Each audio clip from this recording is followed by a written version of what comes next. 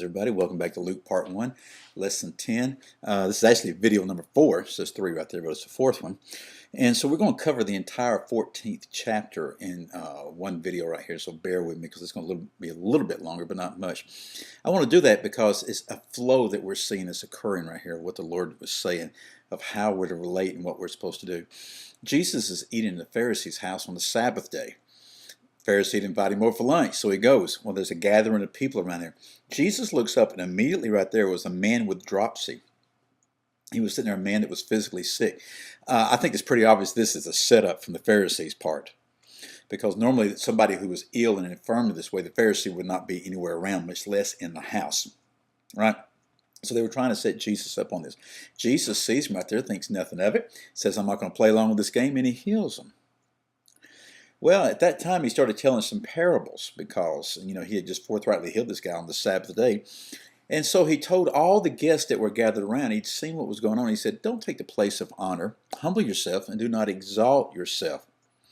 Well, when he gets done with that, he starts to address the host Pharisee, the one that invited him over. And he said, you need to invite those who are unable to reciprocate.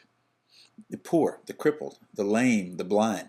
And he said, you'll be blessed and you'll be repaid at the resurrection of the righteous. Notice Jesus is speaking of the resurrection. So he's speaking to the host, but everybody else there could hear it. Well, can you imagine what the tension, the mood at that moment?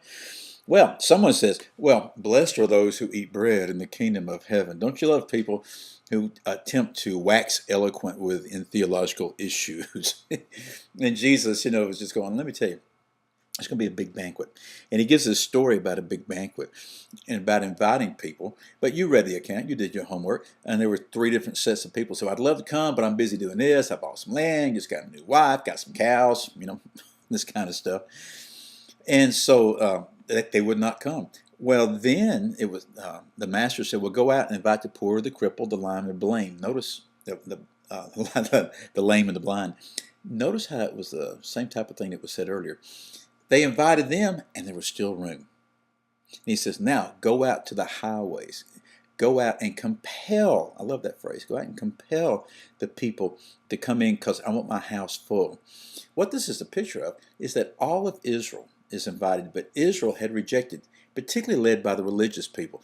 The religious leaders rejected until, as I've mentioned several times, we'll see that later on, that after the death, burial, and resurrection of the Lord Jesus Christ, that there were not a small number of the priests that believed. There were priests that did believe.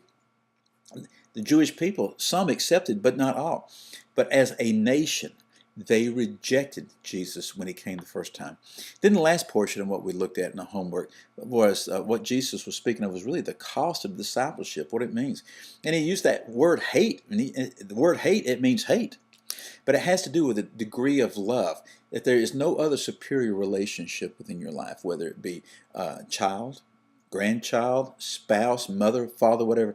If your love for them does not pale in comparison to the love you have for the Most High God. In other words, the love that we have for God and for the Lord Jesus Christ will make all other loves be viewed as if they were hate.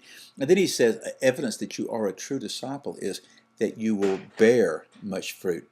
Go back and read chapters 13 through 14, and just one sitting now, and see what the Lord speaks to you. And I'll see you at the next lesson.